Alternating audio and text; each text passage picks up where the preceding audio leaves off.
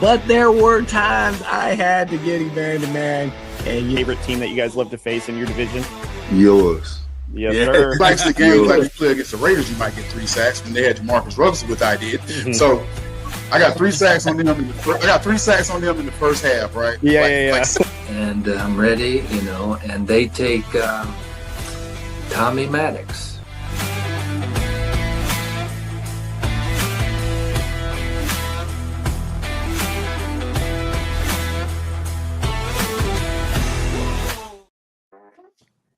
All right, everyone, welcome into the West War Room Rivals podcast, where rivals collide. I am Matt. I will be your host for tonight, and alongside me, as always, my partners in crime, the Shovik brothers, Austin and Corey. My brother from another mother, Caleb. We are down 1 today. Cody, who has work obligations. So, Cody, we know you wanted to be here. Sorry you couldn't be here. Guys, we have a very, very special show today. Before we bring them on, shout out to our sponsors. We're coming to you from the JBW Solutions Studio. Thank you, Angie and her team at Emporia State Federal Credit Union, and Troy and his team at Field Ops. Super excited about this episode, guys. Again, this is something that I hold near and dear to my heart because of my son, Aiden, who is on the spectrum and is nonverbal.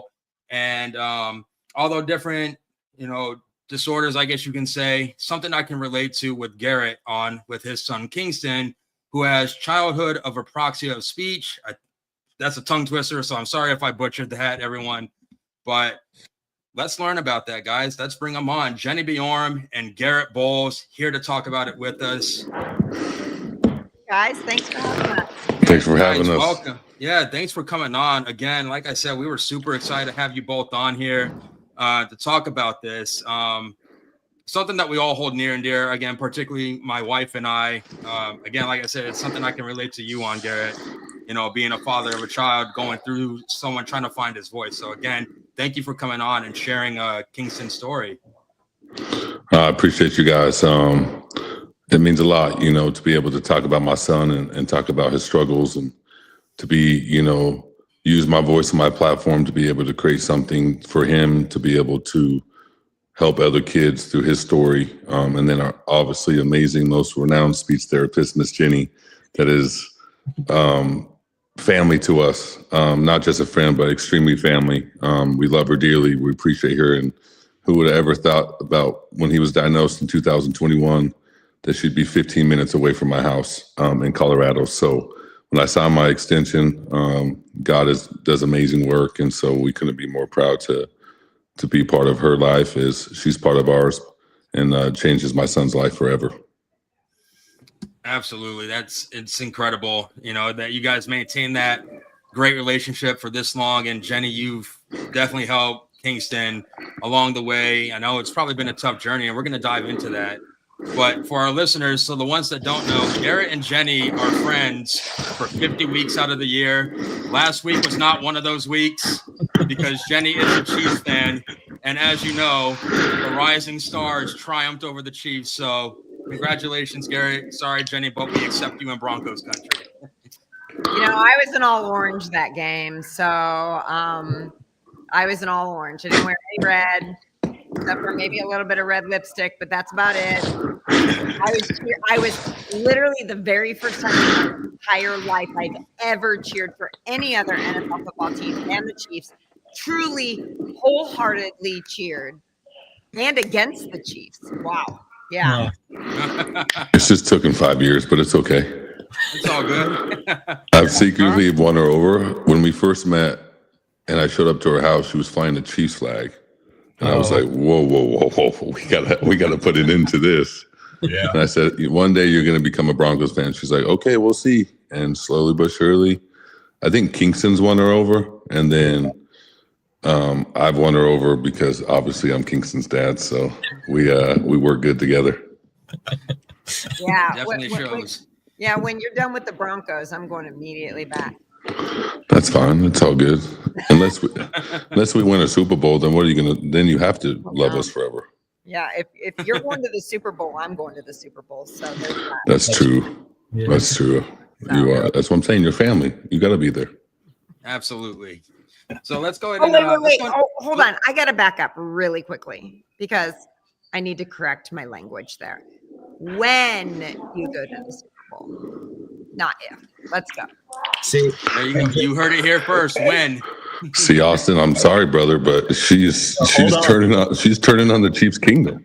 hold on, Garrett. I want you to know before the season started, I predicted Denver to win the division, and I was the first one on this show to say Denver had a Super Bowl team. Wow, that's impressive from a Chiefs fan. That's like super impressive. Yeah, I can talk more crap about the Chiefs than fans can, just because I'm realistic. So, Listen, I have so many friends on that team. You know, Travis and Mahomes, and obviously, you know, me and Andy Reid, we share the same religion, so super close with him. And then, you know, used to play for Danny Sorensen, used to play for them, so I was friends with them, and Alex Smith. So, you know, I have so many friends, so it's been a fun rivalry for the last 9 years, that's for sure. Yeah, no, I love Absolutely. the Chiefs. I'll root for them, but I love sports, and I'm not afraid to admit when a team looks good coming into a season and during the season, and Denver's definitely that team. So kudos to you and your fellas out there. Appreciate you. All right, so let's go ahead and dive into it. Jennie, this is something that up until you guys started this initiative, I don't think I've ever heard of it before. So what exactly is Childhood Apraxia of Speech? Childhood Apraxia of Speech is a motor planning or a neurological speech sound disorder where motor planning is impacted. So the way I like to describe it is think about all the different things that you need in order to speak, which is one of the most complicated things a human does. You know, you need to be able to motor plan your the movements of your tongue. Your vocal cords have two different functions. They have pitch, and they also have voicing. So, like, if you think about the sounds P and B, like P and B, they're the exact same sounds, except for your voice is off for P and your voice is on for B.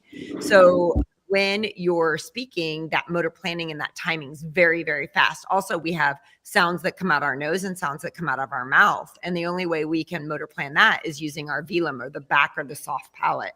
And so all of these things, your breathing, your diaphragm, all the different motor plans that go into play have to be timed perfectly in order to speak. And so children with childhood apraxia of speech, it's almost like a plug has come unplugged, where it's not plugged. And so that you can't, that energy or that motor plan isn't reaching each other. So then you have to teach it. You have to teach it over and over again. And so that's the best way I can describe it. Or if you think about like how I give an example is like, why don't some of you guys try to say the word strawberry shortcake backwards, starting with k in cake at the end of cake? No thanks. Yeah, no, I already failed. Yep. Yeah, like process it. right, exactly. So this is what it's like for children to figure out that motor plan. So there's lots of inconsistencies, lots of errors, and lots of, like, especially before children really start to get the right therapy, because if you get the wrong therapy, you're not going to make progress. But if you get the right therapy, you're going to make good progress. It just takes time. And so to create those new motor plans. So that's what childhood apraxia is. It's pretty rare, 1 in 1,000 kids. So you might see one kid in each school that has apraxia. So, you know, that makes it kind of difficult when, you know, you've got a speech therapist in a school treating 70 kids and you've got only one of these kids and it takes a very specific type of therapy to make progress, you know, then, you know, not a lot of people understand or know how to treat it. Yeah. So just out of curiosity, like what inspired you guys to, you know, the creation of Bjorem and Bolles in this kind of initiative? Well, I mean, like Garrett, I get to see Garrett once a week, every Tuesday. That's his day off. And so I get to see him once a week. And we're usually like, hey, we need to start something. We need to start a non-for-profit. We need to do something. This has been going on for 4 years. And then finally, this past year, we were just made the leap. It was just kind of like the perfect storm. And I think the reason why, I mean, I both felt compelled to do this. Number one, we both have nice size platforms, but in very different areas, right? Like I'm in the speech field and I've got a platform in the speech field. He has a platform everywhere else, in the speech field and in the NFL. And we just felt like it might be a really great opportunity to, come together to make something happen, because like Garrett said, I mean, he can tell you a little bit more about it, but trying to find a therapist who specializes in childhood apraxia of speech is pretty rare. You're not going to find a ton of speech therapists that specialize in childhood apraxia of speech. And I mean, that's a challenge for families. And so our job, we came together thinking that, if we can partner to educate and spread the word about this rare speech disorder, that, if we can go out and educate more speech therapists to do, the correct therapy, then we can make a difference. So, Garrett, when you and Natalie first recognized that something was wrong, how long did it take you before you actually came across Jennie? Well, Miss Jennie was, I like to say it was impossible to get a hold of her. So let me tell you a little bit about Miss Jennie that a lot of people don't really realize is she's the most renowned speech therapist of apraxia of speech in the entire world. And she doesn't like me saying that, but it's the truth. She not only does she travel the entire world, but she's created other platforms and other curriculums in Istanbul, Turkey, and Singapore, and I think she just got back from Australia. Where else, Miss Jennie? Am I missing any? Where's the big cities? I just got back from Saudi Arabia. And Chile. So like you're talking about, like, this is not just happening in the United States. This is happening globally with children, and seeing her and being a part of her has been truly a blessing for me and my family. And so we spent, during COVID and, earlier in my career, we would take the kids and we would go to California. This is where I spend my time, is out here to train out in California in Orange County. And so we would come out here and we would train. We put Kinks into like a Montessori school, which was very like hands-on. A lot of people know what that is. And, from some reason we would see him around other kids and he wasn't speaking. And it was very, 1 to 2 syllable words. Is that right, Miss Jennie? 1 to 2 syllables like mama and dada. Is that what you call them? I can't remember. Very small words. He couldn't, like he knew what he wanted to say, but he just physically couldn't say it. And we're like, something is not right. And my sister is a speech therapist.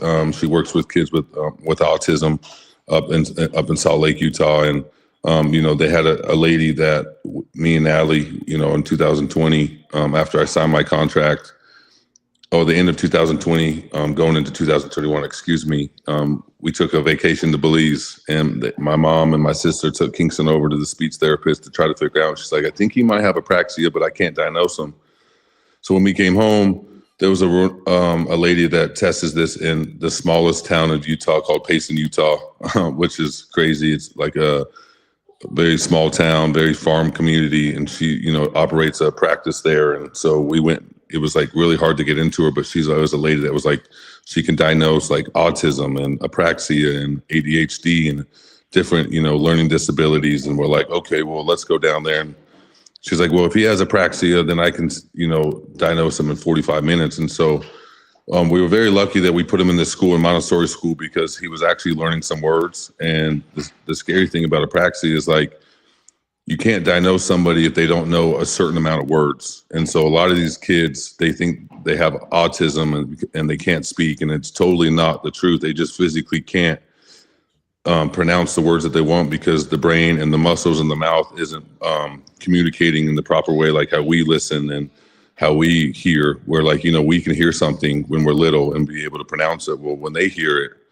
there's a miscommunication between their brain and their mouth for the sounds and different muscles to move. And so, learning about this, and we got there and she's like, hey, he has apraxia. And we're like, okay. And then my wife started to cry and we got super emotional because, I struggle with a learning disability.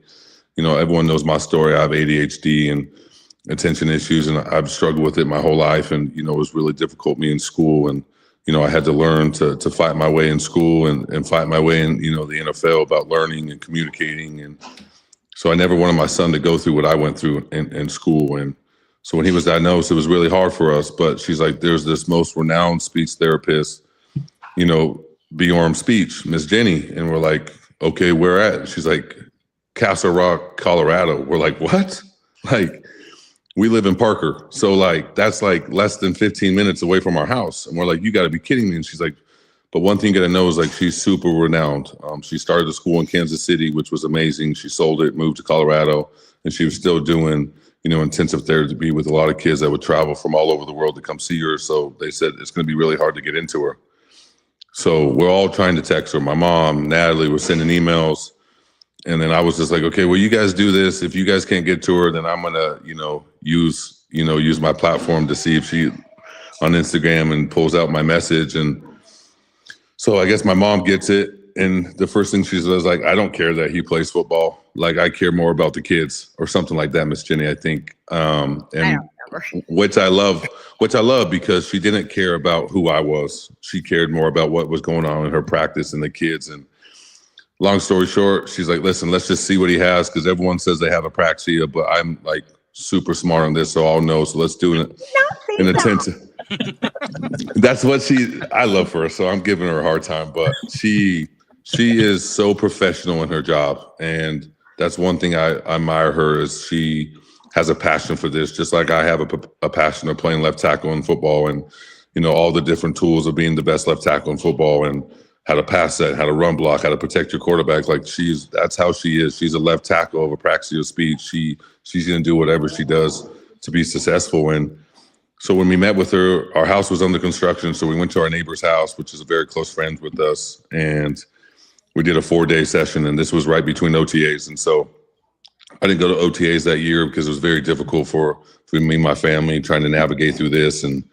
But I knew I came back like towards mandatory mini camp, and we did a 4-day thing, and she was all there, and we were all talking, and she looked at us and pulled us aside and said, listen, either you let me do my job, which is I know what I'm doing, and you guys need to stop, or this isn't going to work. And so I appreciated that, because like, we can't be talking to Kingston when he's going through this intensive therapy. And within 2 to 3 days, Miss Jennie knew exactly what he had. And you could just see in that 4 days, how he went from not trusting her to trust is a big issue with kids with apraxia. You have to trust the person that's teaching you.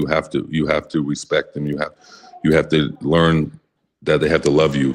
And watching that, connection between Kingston and Miss Jennie was just so sweet and kind. And then she's like, hey, listen, we're going to do this 5 days a week for 30-minute sessions. And it's going to take as many years as you want. And the thing about apraxia is it's so crucial to catch this before you're 8 years old. Correct me if I'm wrong, Miss Jennie, but it's even younger than that. I mean, we need to be catching apraxia as early as possible. So at 3. So the earlier the better, right? Isn't that what it is? And so Kingston was 4 or 5, I believe. No, he was not that old. Was he younger? 3? I think he was just 3. Okay, see, Miss Jennie knows more than I do. That's why she's the boss. I listen to her.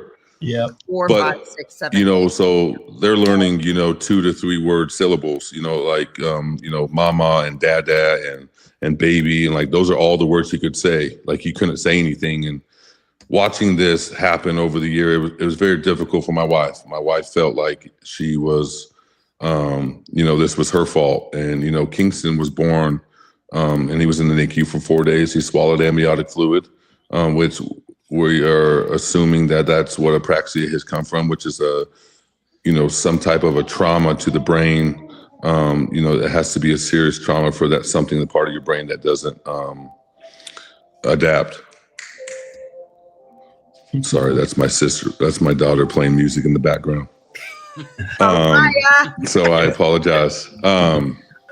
But so it's that trauma that had, so when he couldn't breathe for, on his own because his lungs were filled with amniotic fluid, he was in the NICU for 4 days when we were at the University of Utah. And, we're assuming that that's where it came from. Everybody's a little bit different. And so watching him over the last 4 or 5 years with Miss Jennie is amazing. And he's at the point now where he can say full sentences. You know exactly what he's saying. You know exactly what he's thinking. He's articulate. He's speaking clearly. He can hold conversations where at the point where we couldn't hold conversations and was, most people would have seen him 2 to 3 years ago. You'd be like, what in the heck is he talking about? Like, what is he even saying? Like, we knew, Miss Jennie and I knew, Natalie knew because we were around him all the time. But watching him say, I want to go to Daddy's football game and they're going to score 42 points and they're going to go beat the Chiefs. Like, that's like, those are the conversations that he's having. And, it's just super emotional for me to be able to watch him work so hard. I mean, harder than me. Sorry, I might get emotional, but he works so hard every single day. And to be able to give him that opportunity through the Broncos paying me to play football, it's, getting full-time therapy like that for a lot of parents out there, the reason why it's so hard is because, one, it's expensive. And 2, it's really hard to even find somebody that understands apraxia, because when they go in a 4-year program as a speech therapist, they only learn about it 1 to 2 days, maybe a week, or maybe even a month. Like, they hardly even know about it. And so a lot of speech therapists are either A, they know about it, but they're too scared to diagnose it, or B, they don't know anything about it and they think it's something else. Am I wrong? See, she's shaking her head. No, I said they don't know anything about, there's very little, a speech Nothing. therapy. Yeah, we have 6 years of school, so we have our master's degree. But usually in the master's program, there's not one class that's given on childhood apraxia speech. It's usually a day or 2, maybe. And I've been studying this for 15 years and practicing it, with many, many, many kids on my caseload. And so, when you practice good at something a lot, this is how I explain it to Garrett, you practice something a lot, you get good at it, right? And so when you only have one child in a school that has childhood apraxia speech, that doesn't allow a speech therapist to practice that a lot and get good at it. So Garrett, yeah, you're exactly right, Garrett. And then, seeing Kingston go through that, and knowing that there was that, miscommunication between, a speech therapist and a child that's struggling in elementary school or middle school or junior high. And depending on when they find out when they have it, I mean, a lot of these kids just suffer and they go through school and they're hurting and they're frustrated and they're teased and they think they have this and they're on, they're learning this when they should be learning, something completely different. And when I learned about this just from getting to know Miss Jennie, it was like, I got to do something. Like, I can't just sit back here and do nothing about this. Like, I got to use my voice and my platform to be able to create something to be able to help these children. Like, I'm a protector. That's what I call myself, is I'm a protector. I protect my family, I protect my kids, I protect my wife.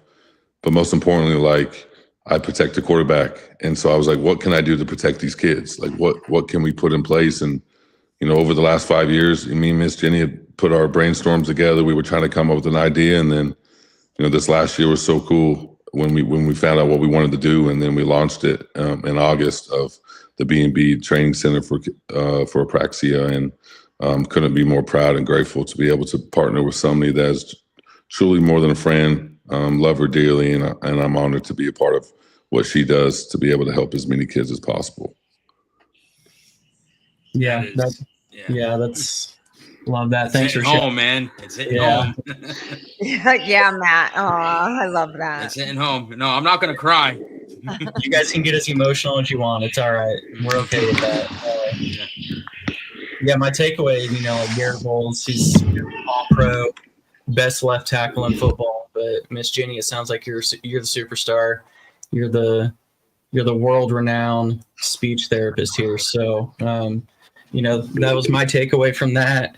And like you said, you keep practicing at something, you'll become world-renowned. So I heard you say it. Yeah. Listen, Miss Jenny, Ryan just texted me. Sorry to get off subject. And she says, I'm watching the podcast. I love you. And I was like, okay, well, I have to say I love you too on the podcast. Absolutely. That's my daughter. Yeah. Garrett and her are the same person. Yeah. Sorry. No, she left a comment that said, that's my mama. So Oh, yeah, she did. Yep.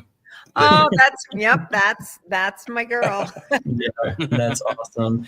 Yeah. So the next question, diving into it a little more, when it all started, what gap in resources or awareness were you hoping to fill in or put out into the world when you started this?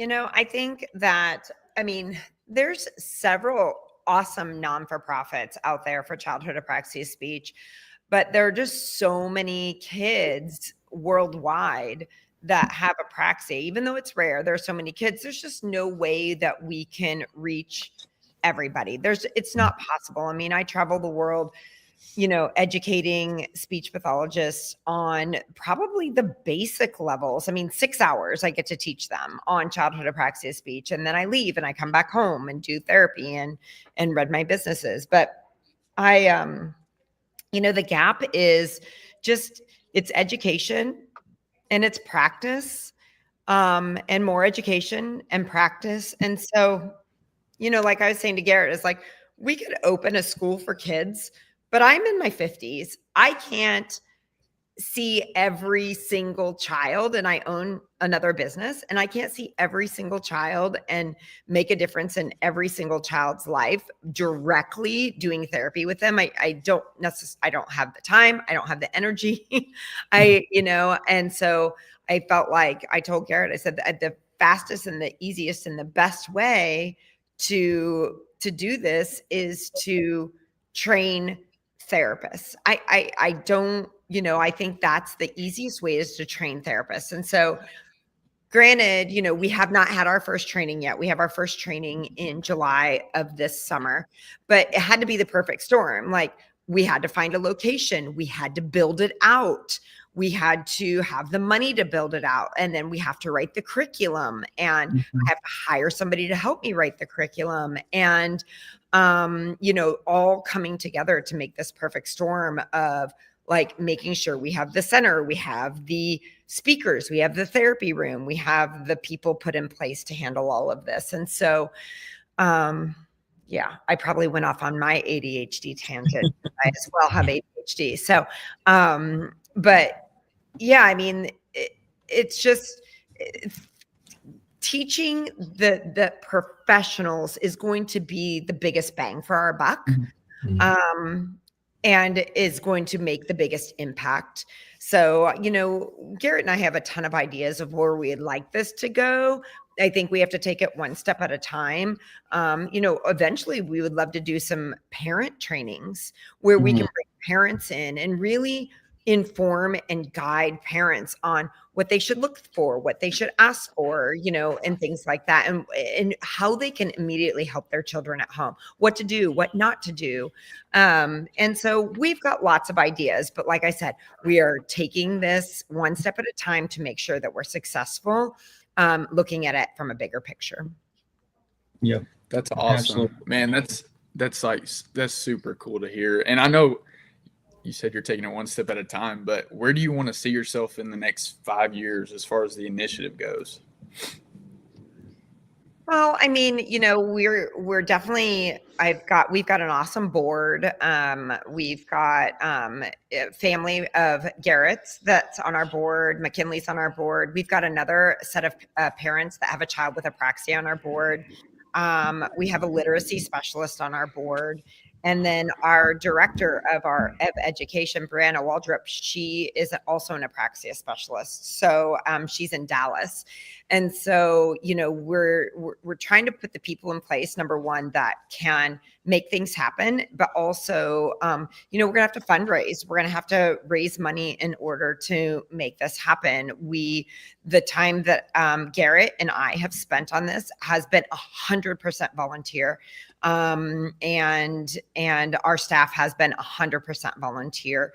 And, I would, like I said, I would love to be able to do trainings monthly. I would love to be able to, the great thing is our training center is in Parker, Colorado. It's not just somewhere that's not a fun place to visit. So we're like, come to Colorado, learn about apraxia and stay the weekend and explore the mountains. Like we've got some great selling points here to get people to Colorado. And I think our training will be really down to earth and very, very fun because I'm a clinician. I still see children. I'm still actively treating kids. And so is Brianna. And so is Lauren, who does a lot of our literacy. And so, we are bringing our clinical brains and our clinical expertise, not just the research side, but the clinical side as well. So we're marrying the research side and the clinical side together and making it really, really functional training for therapists so they can take this information immediately. And what I would love to do is right now, the very first training we have is a foundations training. So anybody can sign up, but I would love to do more of an intermediate and advanced training as well. And then again, parent trainings. So, the other thing that we have on our website, which is new, and I haven't even had a chance to tell Garrett this, so I don't even know that he knows, but we have a worldwide therapist network we're building. So you can go to Bjorem Bolles and search the world, your country, your city, your zip code you're in, and look for a therapist who treats kids treats apraxia. So we're creating and we're building this network. We call it our apraxia network of therapists. So if you have got a parent who has a child diagnosed with childhood apraxia of speech, they can come to Bjorem Bolles and search and see where the closest therapist is to them. So we're working. That's awesome. Yeah. Do you do virtual sessions as well? Like, let's say for someone like my case, where me being stationed on Camp Pendleton and hearing about this, and would you one, I guess, accept TRICARE, which is the insurance we have, and do you do virtual sessions as well? So Bjorem Bolles is not doing therapy. And Garrett and I've talked about all kinds of different things, like having different clinics around the country and things like that. And it's just like opening up a school, that's all we have. So we have like this giant board. Miss Jennie is like unbelievable. She has this giant board, and anytime that we have ideas, she's writing them down. And then we have a board meeting and we always talk about it. And so there's so many things we can do. But I think what we want to do, sorry, I interrupted you, Miss Jennie, but like take people that are in speech programs in their universities and, have them, like, let's say you want to go become a doctor, right? And there's neurosurgeon and there's family medicine and there's, dermatologist. And so like you get to pick through your 4-year program of exactly what you want to specialize in. And so what we truly want to do is we want to get people that truly want to specialize in apraxia of childhood speech to be able to take that, learn our curriculum, which is going to be really cool, which is going to be called I Am King, which is of Kingston. We want to name the curriculum over Kingston and have him sort of be the face of that and watch, these people come in and the hands-on therapy, watch Miss Jennie do a session with Kingston and other kids that come in that she works with, and be able to have these people get real live therapy of exactly how it's done, and then take what they learn, go to their countries, go to their states, go to their cities that they live in, and be able to find kids and to help them. And so when we do this, world-renowned area where you can type in your city and your location and be able to find these people, our ultimate goal is to have as many speech therapists in the geographical area that covers the globe, so that we know that these kids are getting the proper help they need. Because 1 in 1,000 people, if you really look at it, it's rare. I mean, if you really look at those numbers. But at the same time, it's starting to become a lot more common than what we think it is. And so we're not quite, Miss Jennie would know more, but like, these kids are hurting, and the only therapy they're getting is in their schools or, online when they learn things. But we want to get these people and therapists to push out to the country. And I think that's where we want to start right now. And Matt, to answer your question about virtual, we did more virtual when we had to during COVID. Virtual can be very, very difficult. I've done some virtual stuff with Kingston. If they can't get them to me, or if I'm gone somewhere, sometimes we'll hop on. We've done it's just, there's been times where I've done virtual therapy with Kingston and he literally is like, bye. And he clicks it and turns it off. Yeah, like 5 or 10 minutes into the session, we're like, "You're done?" No. And then And I'm we're like, like, "Yes, Kingston hung up on I'm done."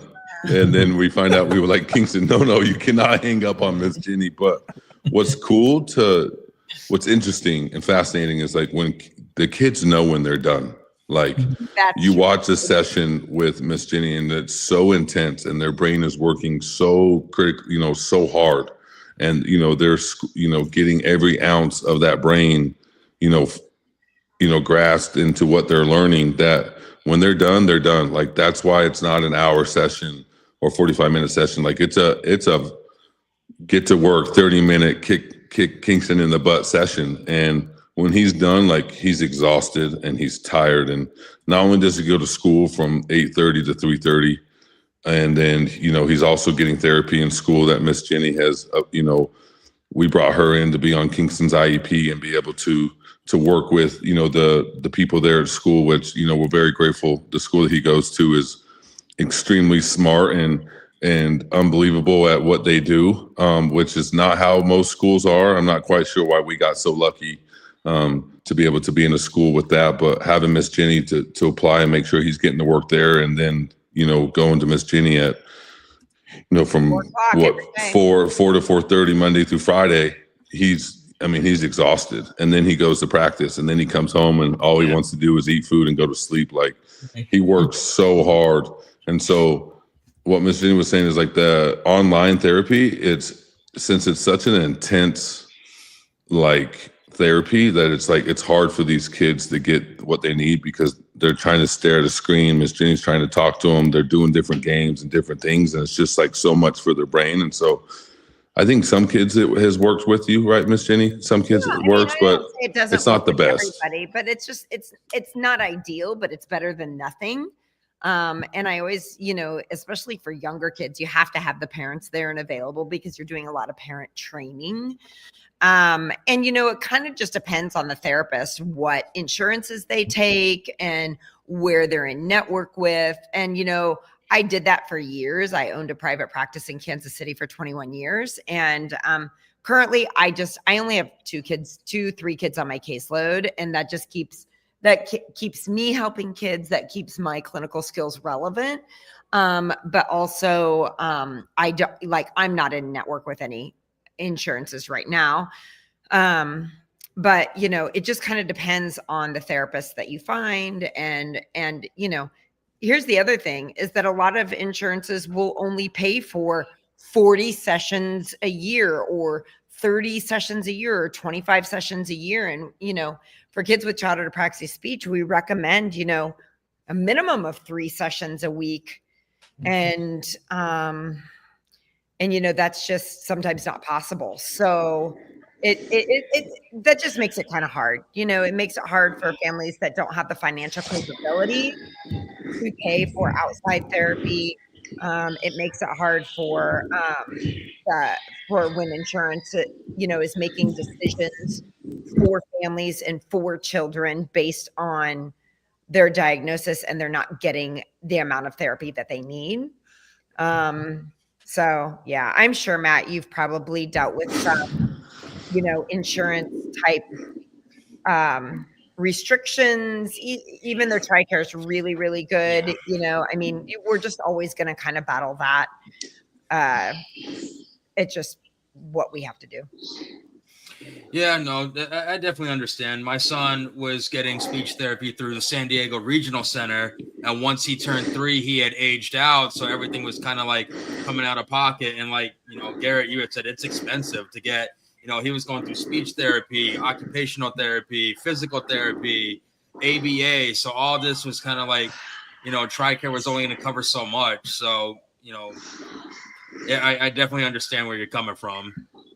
But, What's one thing, you know, this is for both of you. What's one thing that you wish every parent, coach, teacher, SOP kind of understood better about childhood apraxia of speech? I'm so sorry. Childhood apraxia of speech. You're doing great. I think it's patience. I really think that's what it is. And maybe Miss Jennie has something other than me, but I think it's patience for a parent. And, you know, I think when you, like, God blessed me with Kingston, and I'm, you know, beyond grateful that I have a son that is so similar to me. I mean, when I say 2.0, he's a 2.0 of me, and I couldn't be more grateful to be able to have a son like that and be able to share my experiences with and be able to talk to him and communicate with him on a level where, you know, there's things that me and Kingston connect on that my wife, you know, doesn't understand. And it's not that she doesn't love him. It's just she doesn't understand because of, you know, my learning disability, and he has a learning disability. And there's pros and cons to that. Obviously, you know, it's completely different with ADHD to apraxia of childhood speech. But there's a lot of similarities with, you know, we both struggle and we both have a hard time listening and sitting still and being able to focus. And, you know, we both love sports, and sports is like our out, and like our, you know, it gets us away and we can just be free and we don't have to worry about what we struggle with on a regular basis. And so having that connection with my son is I think has been super powerful. And I think he had to learn that it's okay. And I've had multiple talks with him at night. It's like, son, I know when you're struggling, like, I know you've had a hard day and I know you worked hard, but you know what, when you work hard, that's the difference of making your dream come true to not making your dream come true. And, you know, when I sign my autograph, I always put "Live Your Dream" with 3 quotation marks, and it stands for faith, family, football, which is what my why is. And having a why as a parent and knowing how you want to raise your children and giving them that love and unconditional love and patience and kindness, and learning when to talk to him and learning when he needs his, you know, hey, don't talk to me, Dad. And at first you're like, excuse me? And then you're like, okay, right? He needs his time. He needs to go to his room. He needs to calm down.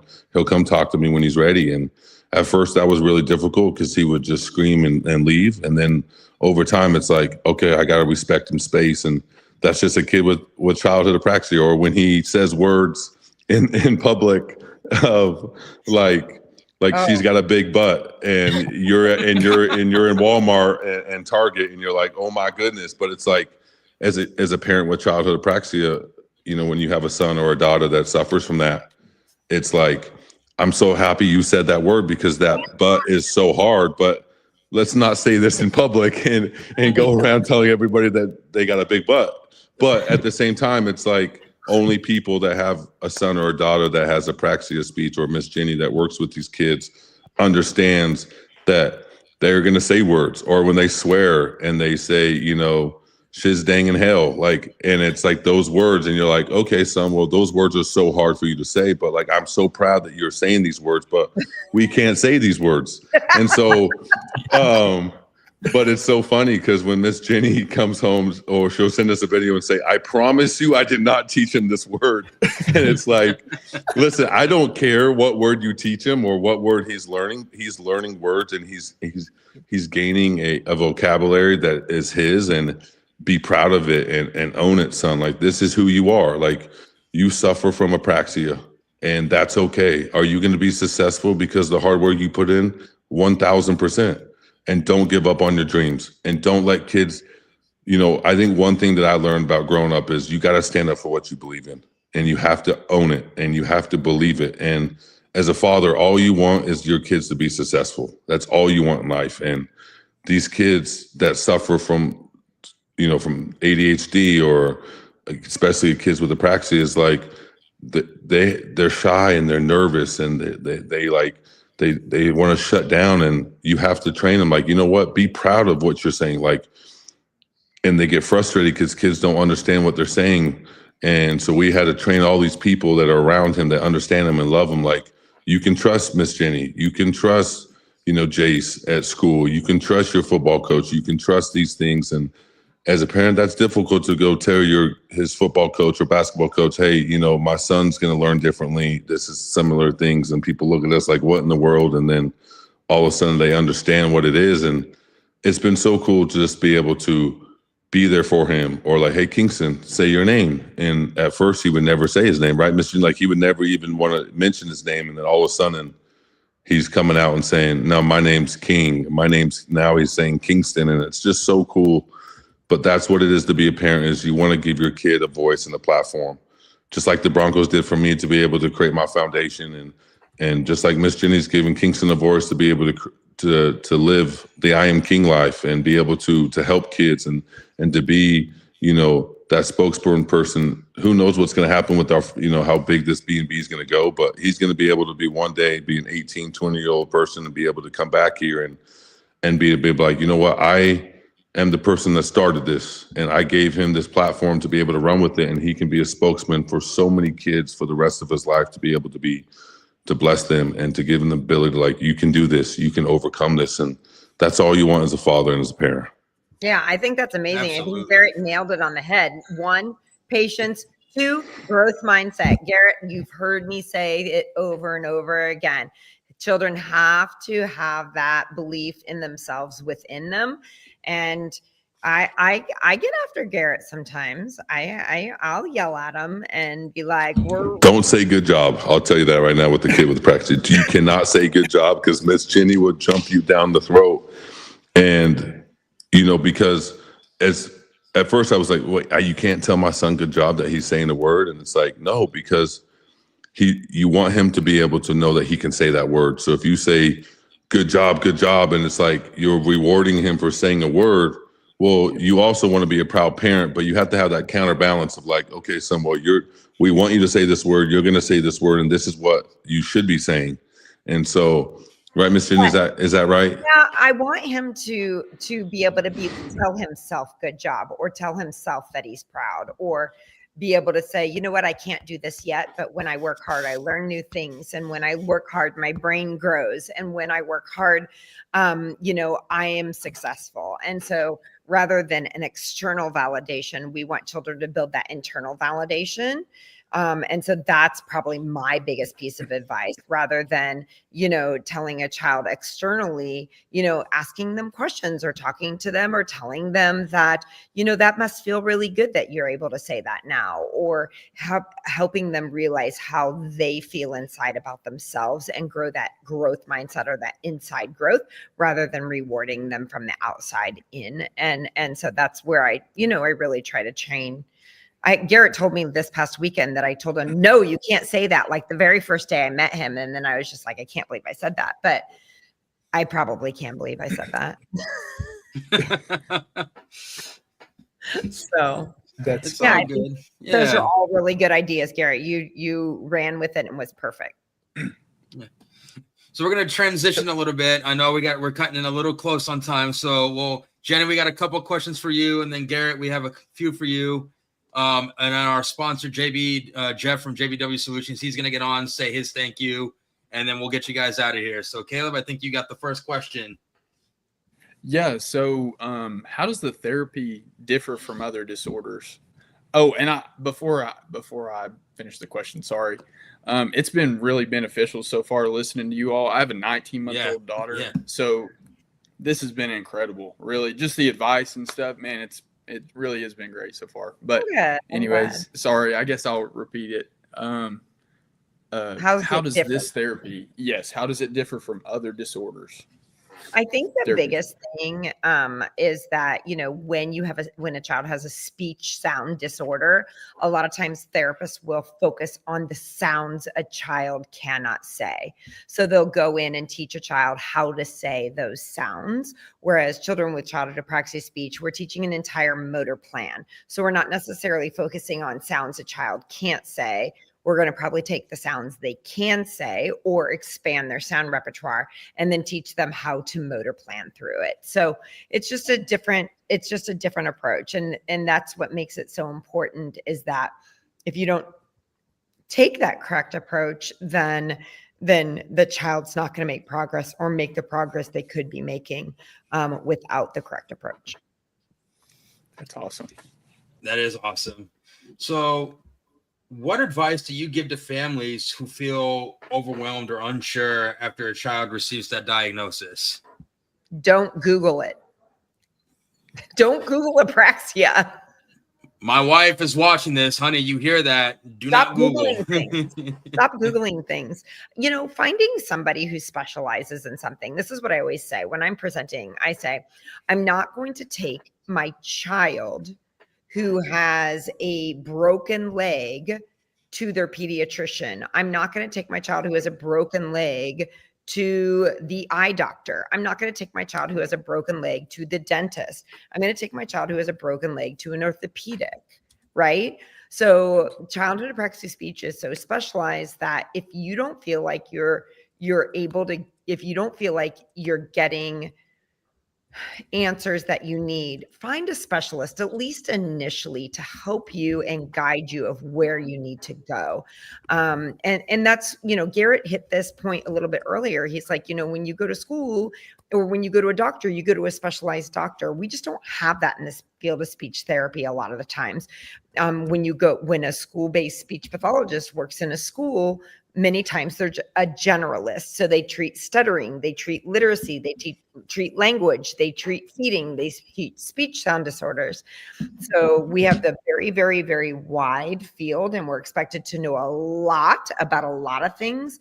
But when you're a generalist, you might know things about a lot of things, but maybe not a lot about very, you know, one thing, or you know, it just, you may not, you can't be a specialist in everything, I guess is what I'm trying to say. So I encourage parents to find somebody who specializes, at least initially, to kind of begin to understand where you need to go and what you need to do. Absolutely. Yeah. I definitely get it. Yeah, no, it's hitting home, and hearing all this, it's definitely giving both my wife and I some reassurance. So Jenny, thank you so much. You're welcome for that. And we do apologize for the Shovik brothers. They had an internet outage, so they're technical difficulties, but we're going to go ahead and push on. Caleb, I think you got the next question. Yes. So I got a question for you, Garrett. So when you first learned about apraxia, I apologize. What was the biggest adjustment or learning curve for you as a dad?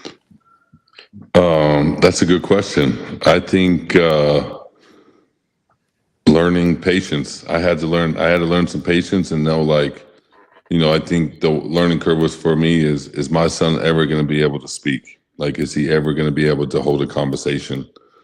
And that was difficult for me and my wife, not just me, but me and my wife. And like our perfect child that we just want to be perfect, and we want to give them a better life than what I've ever lived when I grew up, and be able to see that he can't speak, and, you know, watching, you know, him talk to his grandparents and his cousins, and watching all his cousins that are younger than him, you know, saying words that he can never say. Like, is he ever going to speak? And that was hard for me. And, you know, I think every time I took the football field, I was like, I have to play for my son. Like, I have to figure this out. Like, God, please help us. And, you know, we're big religious people. So, you know, obviously we prayed a lot, and all of a sudden, you know, the Lord blessed us with Miss Jennie, which, you know, a lot of children don't get that opportunity. And I don't take that lightly at all, because she's so extremely busy, and we're very lucky to be able to live in the same state and, you know, 10 minutes away from each other, 10, 15 minutes away from each other.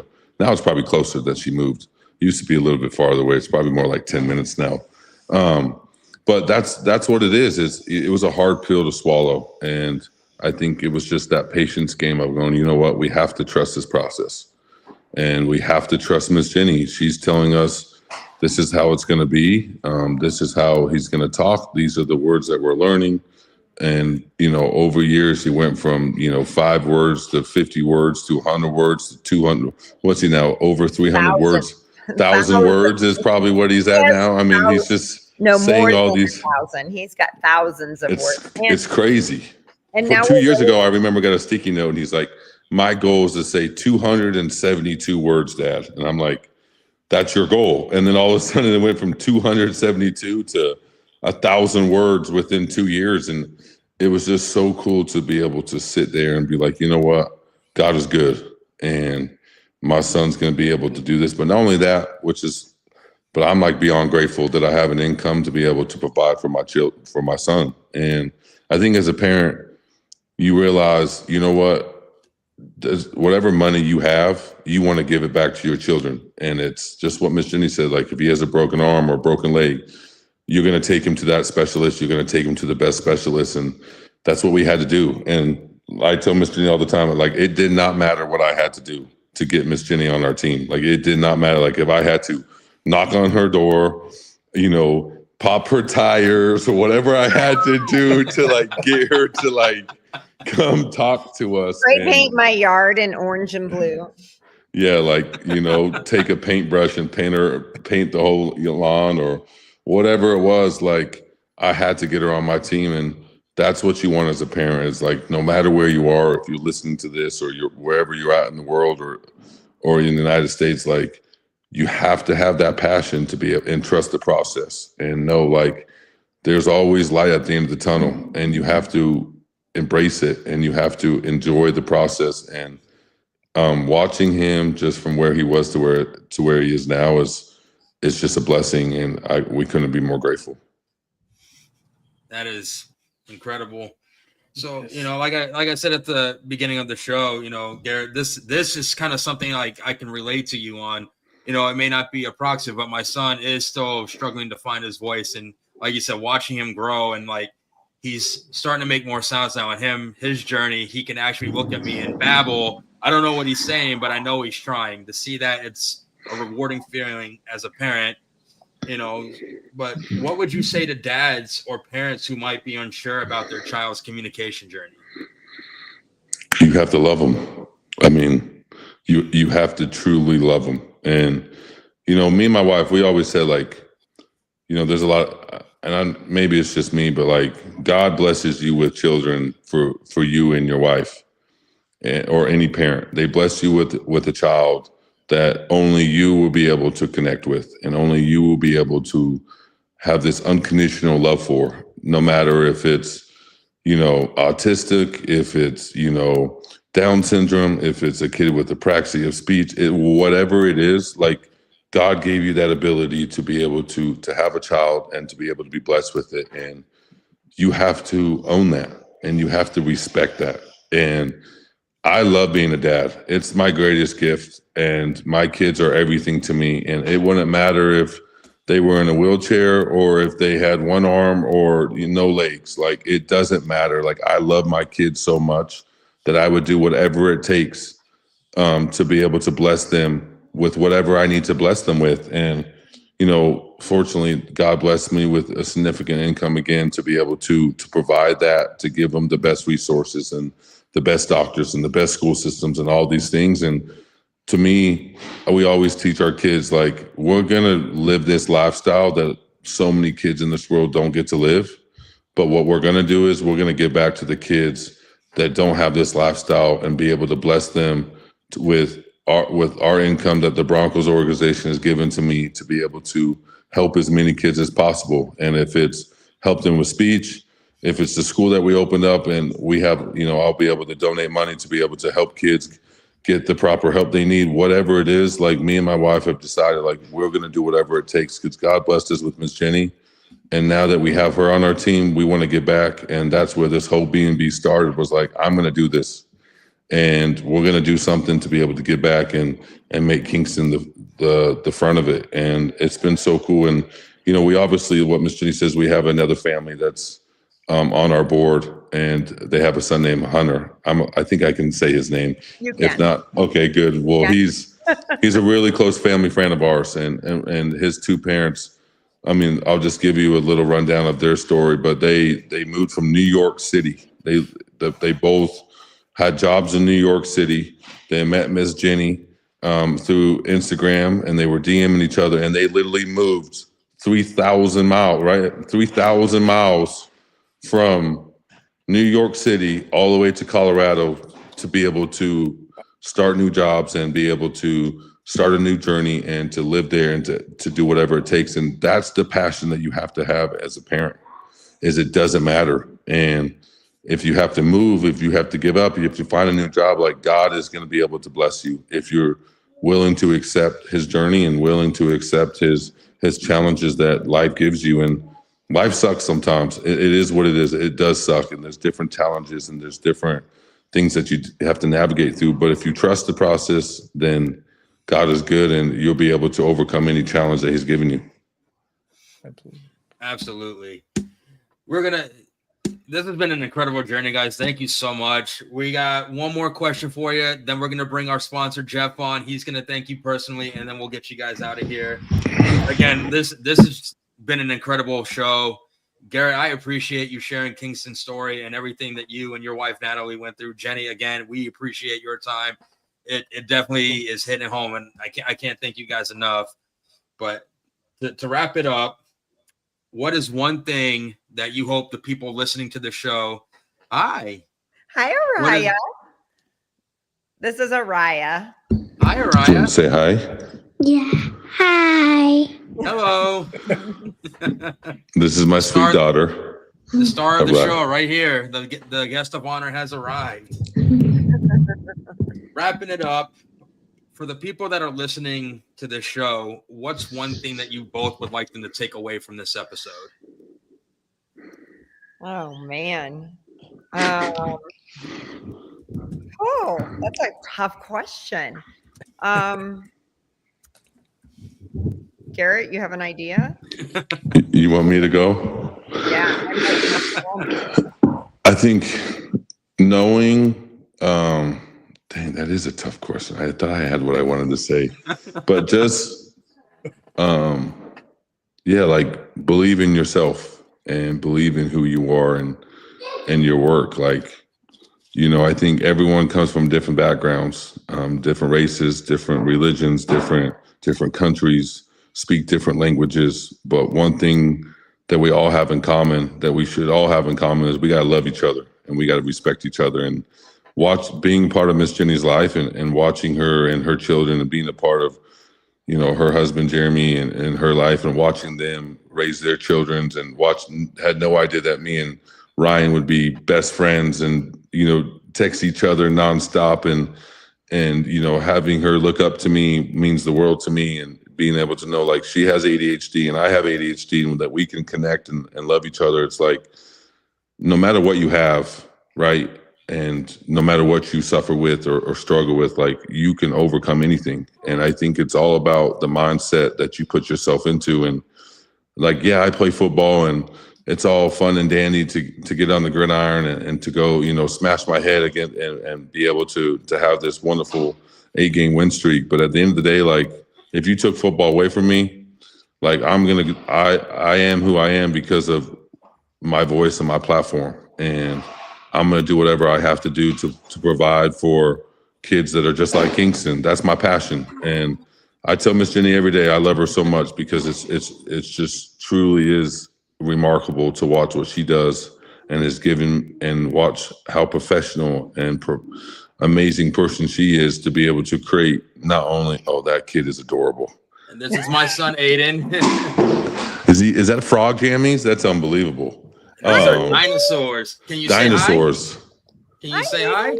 There you go. I love it. But Yeah, I know. that's what it is having that love and that passion. And don't lose track, and don't let anyone tell you that you can't become something, because you can become anything that you want to become if you put your mind and your passion and your voice all together, and not let anyone tell you that you can't do it. It's that growth mindset Incredible. again. If we could tell, if I could have parents take one thing away from here, even if they don't have a child with a delay or disability, would be that growth mindset piece for all kids, and really also taking a look and being very open and understanding to how other kids speak and how other kids interact and how other kids socialize, because kids are different. And just like Aiden, or just like Kingston, or just like my daughter Livy, the disabilities don't define them, and they can be parts of our community, just like anybody else. So That is incredible. Again, thank you guys so much. Here to join us right now is our sponsor for the show, Jeff, my dad, Jeff, from JBW Solutions in the JBW studio. He's going to go ahead and give his thank you. Again, Aiden's his grandson, so this meant a lot to him as well. You took my thunder from there, Matthew. Thanks. All right. But yes, thank you for having me tonight, and good evening, guys. I first want to say you two are both incredible, and just listening to my son talk about what he's learned from you does my heart good. Because as he said, Aiden's my grandson, so I have a stake in this, and I watch very closely what you guys are doing. And for that reason, I just felt it necessary to acknowledge, your cause that truly reflects the heart of service and community.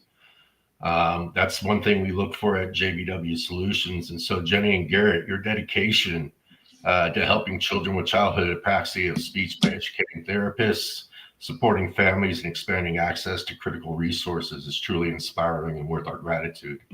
Tonight, JBW Solutions is honored to give you a $500 donation to the Bjorem Bolles Childhood Apraxia Education Initiative, and we pledge to increase that amount every year going forward. Wow! Oh my gosh! Thank you. Community-minded company. JBW Solutions believes in standing behind organizations that create real and lasting impact. The work being done by your initiative changes lives, strengthens families, and builds brighter futures, and for that, we're grateful. We're proud to support this mission, proud to support the Bolles family, and proud to be a part of something that lifts up children in their most time of need. So thank you for that. You're not about to make me cry in front of live viewers, Dad. Thank you, Jeff. That's so kind of you. I don't have any other words. It's amazing. Thank you so much. It makes such a huge difference in what we're doing. And we really, really, really appreciate it. Well, we're really humbled by what you do. And you're going to make me cry, Jeff, so thank you. Well, like you, Garrett, I've been truly blessed with my son, my daughter, my wife, our grandchildren. But most of all, to have a platform in the company I own to be able to do this stuff, sponsor these guys for what they're doing out there, and be able to share in what God has given us with people that we truly consider inspirations. And you guys are at the top of that list. And we like to just, again, offer monetary help going forward. But we're also a training company, Jennie, and we write programs. We have resources both in the Midwest, and we're expanding out. So anything else we can provide and help you with, we'd be more than happy to get on your team and do that for you. Yeah, thank you so much. I can't tell you how much we appreciate that. Mm-hmm. Thank you. Seriously, it's been an honor to be on the show and to be able to connect with wonderful, beautiful people. So appreciate you guys, and thank you. Seriously, I'm speechless. So grateful for people like you that want to change the world just like we do. So there's I wish everyone in this world can be able to learn from that. And my mom always taught me is to love God and love people. So when you do those two things and you put them together, you can overcome anything and change the world. So Jeff, thank you so much. Matt, Caleb, you guys are awesome. I appreciate you for putting us on here. Yeah, thanks, Matt, for reaching out to me on Instagram. This was awesome. Of course. I'm glad we finally got together. Like Garrett said, you are a very busy woman. And for those watching, this has been going on for about a month and a half before we finally found a date that worked for everyone. So again, Jennie, Garrett, thank you guys so much. It was truly an honor to have you guys on here. Hear Kingston's story, and Jennie, what you've been doing to help and get the word out to help other parents to feel like there's, helpless or hopeless, but there is hope. Again, just awesome. Thank you to my dad, Jeff, for coming on, making the donation. Truly an honor. Thank you guys so much for your time. Thanks for having us. Nice to meet you guys. Thanks, Caleb. Thanks, Matt. Yeah, nice to meet you guys. Thanks, guys. Appreciate you all. Yeah. All right. Well, I think that's all we have for the show. Caleb, Jeff, you guys good? We're good. God bless you all, and we look forward to watching the great things you guys do. Thank you.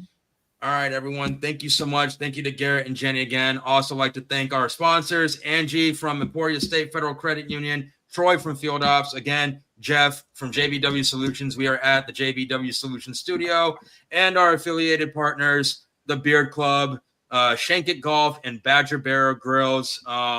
They've been truly an honor to work with as well. And everyone that tuned into the show tonight, thank you. This is a very special show. Thank you for tuning in. We hope to see you next time. See y'all.